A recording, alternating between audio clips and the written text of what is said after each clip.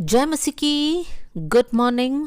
आज सुबह परमेश्वर का वचन हमारे लिए इब्रानियों की पत्री अध्याय 11 आयत 7, हीब्रूज चैप्टर 11 वर्स 7। यहाँ पर हम पढ़ते हैं, विश्वास ही से नूह ने उन बातों के विषय में जो उस समय पर दिखाई न पड़ती थी चेतावनी पाकर भक्ति के साथ अपने घराने के बचाव के लिए जहाज बनाया और उसके द्वारा उसने संसार को दोषी ठहराया और उस धर्म का वारिस हुआ जो विश्वास से होता है। यहाँ पर हम लोग नूह के बारे में पढ़ रहे हैं। हम सब नूह की घटना को जानते हैं। उत्पत्ति का किताब अध्याय 6 से लेकर हम नूह के बारे में पढ़ सकते हैं। वहां पर हम देख सकते हैं कि नूह के समय पर पृथ्वी पर दुष्टता बहुत बढ़ चुकी थी। वहां पर परमेश्वर नूह से बात करता है। वहां पर 3 बातों पर हम ध्यान दे सकते हैं। एक चेतावनी है, एक आज्ञा है, साथ में एक वाचा है। सबसे पहले परमेश्वर नूह को समझाता है कि इस पृथ्वी में दुष्टता बढ़ चुकी है, मैं इस पृथ्वी को नाश करने जा रहा हूं और आज्ञा देता है कि तुम्हें एक जहाज को बनाना है और वाचा है कि जहाज बनाने के बाद नूह और परिवार सुरक्षित रहेंगे। मेरे प्रियो, नूह के अंदर विश्वास था। नूह ने आज्ञा माना। हालांकि तब तक नूह ने अपने जीवन में कभी बाढ़ देखा नहीं था, लेकिन फिर भी प्रभु के बातों पर भरोसा रखकर विश्वास करके नूह ने एक जहाज बनाया और नूह और परिवार सुरक्षित रहे। मेरे प्रियो, आज हमारी जीवन में भी, हमारी परिस्थिति में भी इसी बात को हम देख सकते हैं। नूह के जमाने जैसा आज हमारा भी जमाना है, क्योंकि नूह के समय पर दुष्टता बहुत बढ़ चुकी थी। आज भी हमारे समय पर अगर हम आंख उठाकर चारों ओर देखते हैं, हमारी पृथ्वी में दुष्टता बहुत बढ़ चुकी है। हर जगह झूठ, लड़ाई, धोखा, युद्ध, हत्या, बलात्कार, भ्रष्टाचार इत्यादि बातें फैल चुकी है। मेरे प्रियो, आज पृथ्वी पर बहुत दुष्टता है। तो वचन हमें क्या सिखाता है?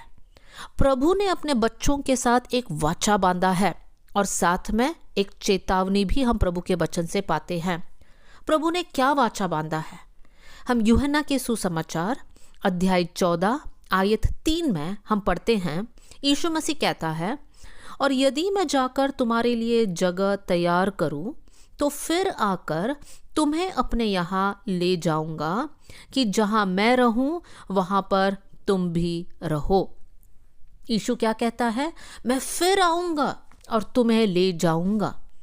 यीशु मसीह के सेकंड कमिंग, दोबारा आगमन के बारे में हम लोग पहला थिस्सलुनीकियों अध्याय 4 आयत 13 से लेकर 18 तक पढ़ सकते हैं। फर्स्ट थिस्सलुनीकियों चैप्टर 4 वर्स 13 to 18 में यीशु मसीह कैसे आएगा कर उस विषय में लिखा हुआ है। हम इस बात पर विश्वास करते हैं।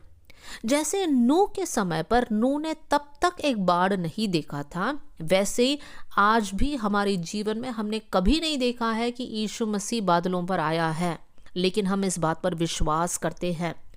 हम प्रभु के संतान जिन्होंने उद्धार पाया है, हम विश्वास करते हैं कि यीशु मसीह बादलों पर आएगा और अपने कलीसिया को अपने साथ लेकर जाएगा। मेरे प्रियो, हमें सावधान रहना है। हमारे लिए एक चेतावनी भी है।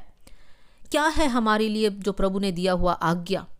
हमें सचेत रहना है, हमें जागते रहना है, हमारे जीवन को पवित्र रखना है। प्रभु अपने कलीसिया, प्रभु अपने दुल्हन के लिए वापस आता है और प्रभु का वचन हमें सिखाता है कि कलीसिया पवित्र रहना चाहिए। मेरे प्रियो, हमारे जीवन को हमें जांचना चाहिए। क्या हमारा जीवन प्रभु के सामने पवित्र है? क्या हमारे जीवन में हम हमारा पापमय स्वभाव के ऊपर जय पा रहे हैं? अपने आप से पूछिए, क्योंकि नूह के समय पर नूह ने चेतावनी पाकर आज्ञा मानकर आगे बढ़ा तो नूह और परिवार सुरक्षित रहे।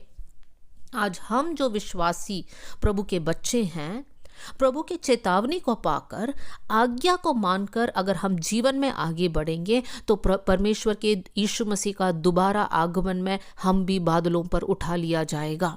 हम नहीं जानते हैं कि यीशु मसीह का आगमन कब होगा। बहुत सारे लोग अलग अलग दिन बताते हैं, 2 साल बाद, 5 साल बाद, 10 साल बाद, कभी आज, कभी 2 महीने बाद। मेरे प्रियो, ये सब झूठ है। हमें इन बातों पर विश्वास नहीं करना है, क्योंकि वचन में लिखा है कि कोई नहीं जानता और परमेश्वर किसी को नहीं बताएगा। दोबारा आगमन जब होगा, उस समय पर हमें तैयार रहना है। वो हो सकता है आज है, हो सकता है 2 महीने बाद है, या 2 साल बाद है, या 10 साल बाद है। लेकिन मेरे प्रियो, हम अंतिम दिनों में रह रहे हैं और हमारे जीवन को हमें एक तैयारी के साथ आगे बढ़ाना है। जो चेतावनी वचन में हमें मिलता है उसको पाकर, आज्ञा मानकर हमें आगे बढ़ना है। यीशु मसीह के आगमन आज हुआ तो मैं और आप बादलों पर मिलना चाहिए।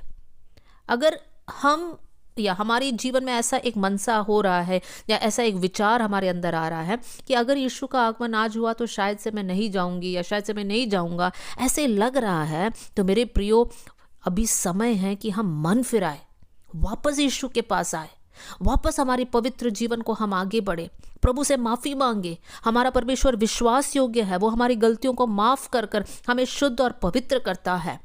तो मेरे प्रियो, आज वो समय है जब हम हमारे जीवन को जांचें, परखें और प्रभु के वचन के अनुसार आगे बढ़े। आइए हम लोग प्रार्थना करें। स्वर्गीय पिता, आज का वचन के लिए मैं धन्यवाद करती हूँ।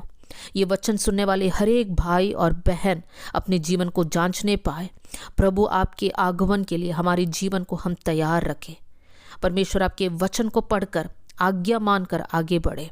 ये वचन के जरिए प्रभु जी, आप बहुतों को उत्साहित करना कर मैं दुआ करती हूँ। आपने हमारी प्रार्थना सुन लिया, इसलिए धन्यवाद। आदर और महिमा आपको देते हुए यीशु के नाम से हम मांगते हैं, आमेन।